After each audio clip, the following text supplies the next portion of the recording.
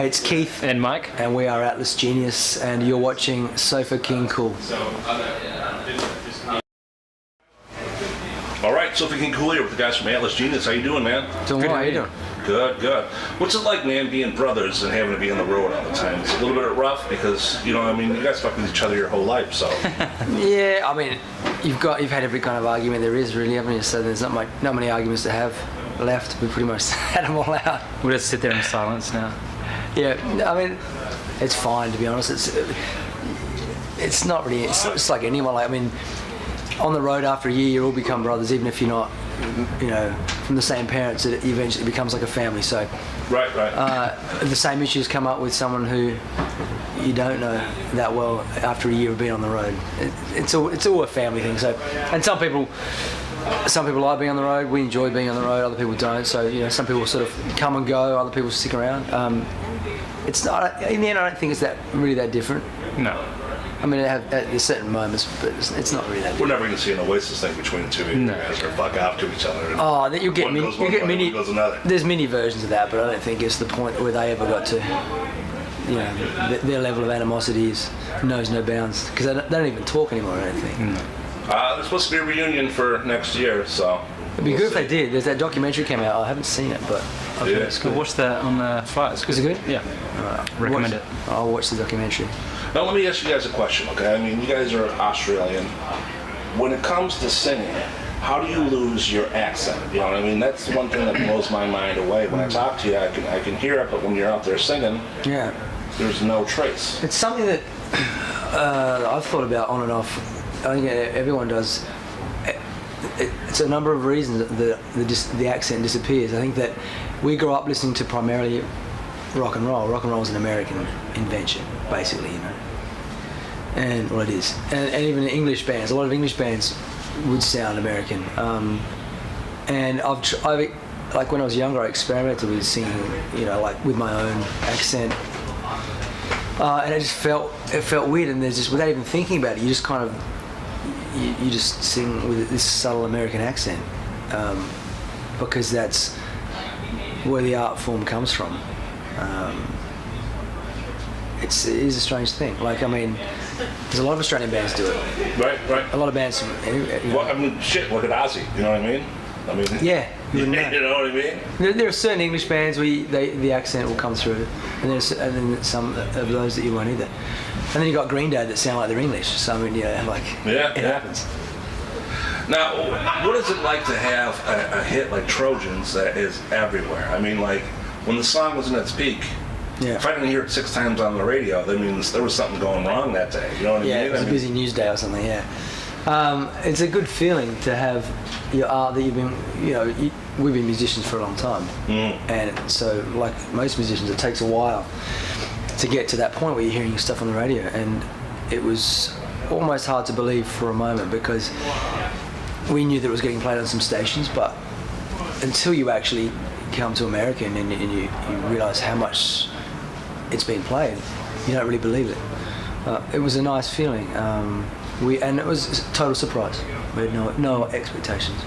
And it was literally everywhere. I mean, you guys got 4 movies that I know of. Yeah, it was in a bunch of movies. It went gold. It's nearly gone, sort of heading towards platinum. It's still doing its thing, which is crazy. It was in the charts for a year. Yeah, that's amazing. I don't know how often that actually happens. It was surreal.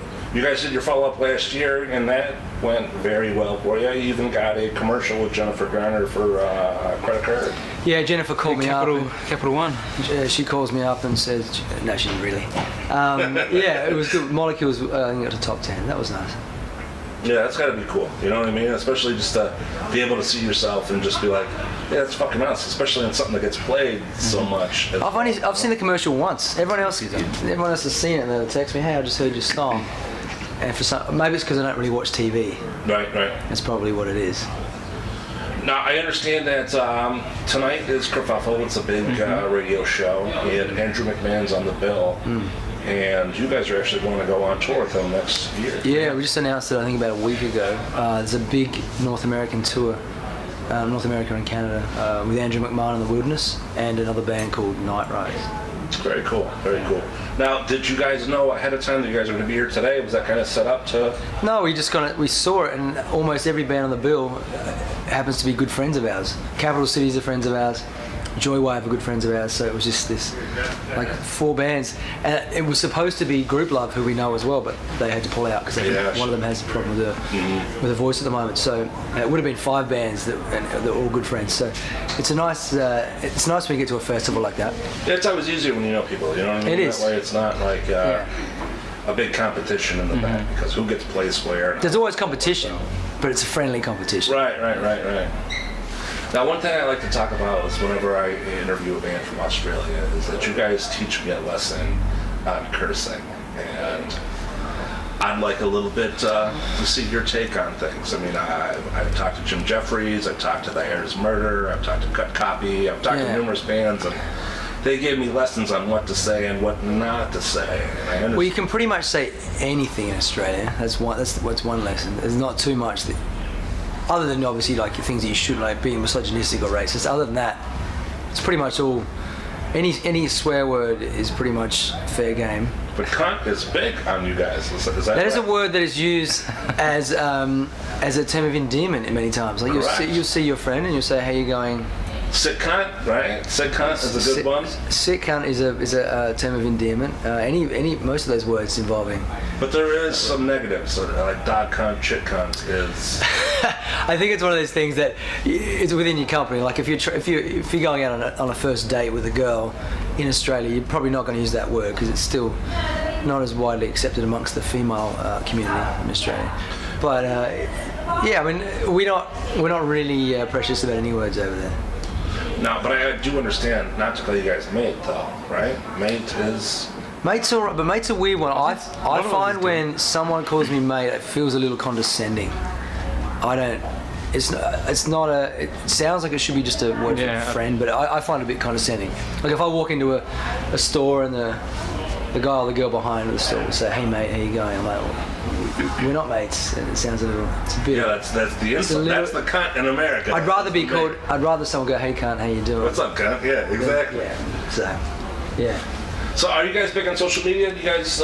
Yes and no. It's a love-hate relationship because I feel like that narcissism that exists and people thrive in with social media doesn't necessarily suit us, our personalities. I mean, and yet it's a great way to connect with your fans. So it's a love-hate thing because it doesn't, like growing up, it wasn't something. Australian culture is different to American culture in many ways. In many ways they're the same. But I think that the acceptance that it's a full-time job just showing photos of yourself, some people love that. I'm not as much of a fan. But it's got to be hard though. You know what I mean? It is hard because like, you got your label that's pushing you definitely to like make a presence on there. But you guys got yourself as a person where you got to blur that line because some of these kids these days think like. You guys are fucking best friends because you tweeted to each other and you seen what you ate for breakfast that day. You know what I'm saying? And I like that genuine connection you can have with your fans like that. I think that's great. But I think the problem that I have, and Michael's maybe the same, is life is not just about, like my life is not about taking selfies and photos. It's about being, there's a bunch of other aspects of our lives. Like in the studio, I'm not going to document every 2 seconds of what I'm doing because I'm concentrating on what I'm doing. I'm in the moment. And I think that's the problem with taking selfies all the time or taking, if you're constantly Snapchatting or Instagramming, are you really in that moment or are you thinking about what the moment looks like to the outside world? Right. And that's the thing that it's a fine line. I think that it's healthy to have you need to have a healthy engagement without it being a total interruption to your normal life.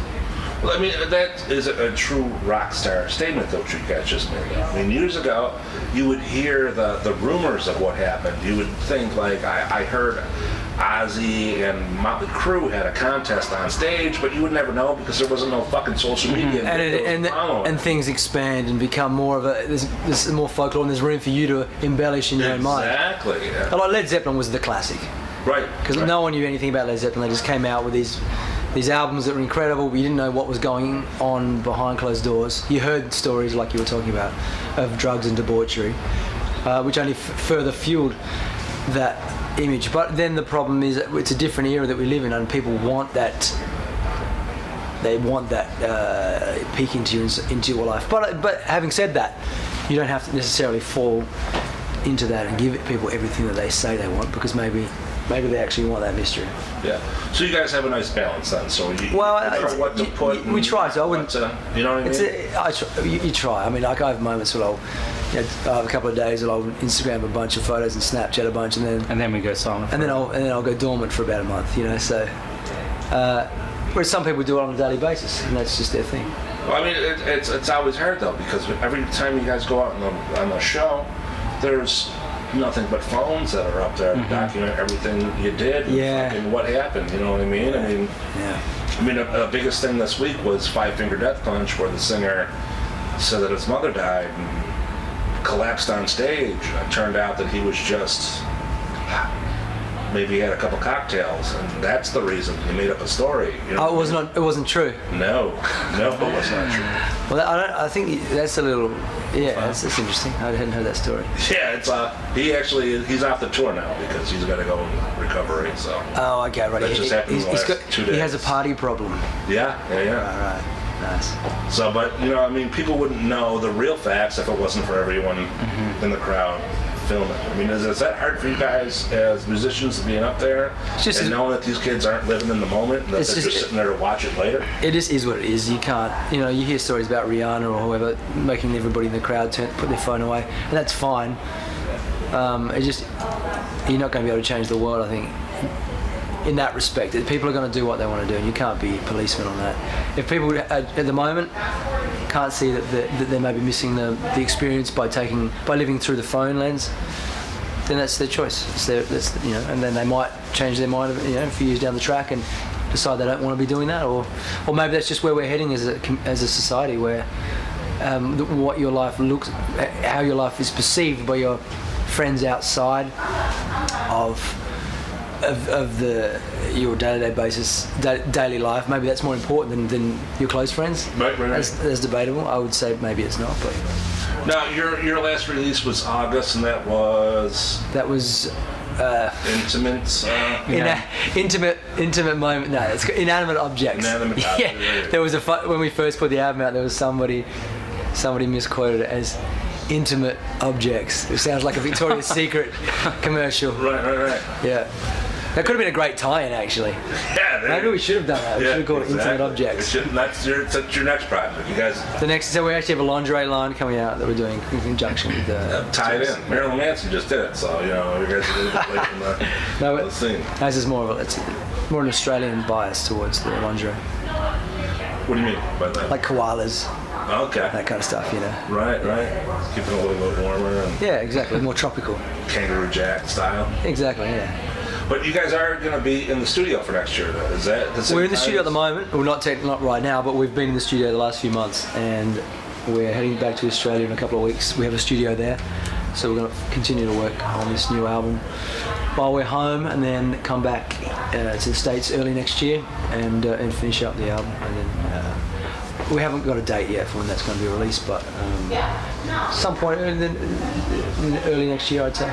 2017. There'll be some new music early in 2007. Now, do you guys work that out on your shows now, or do you guys testing out the songs? No, we're not. We're not a band that tests out songs on the road, because just like we were talking about with social media, if you decide to change something, if you test something live and then you want to change it, fucking film that shit.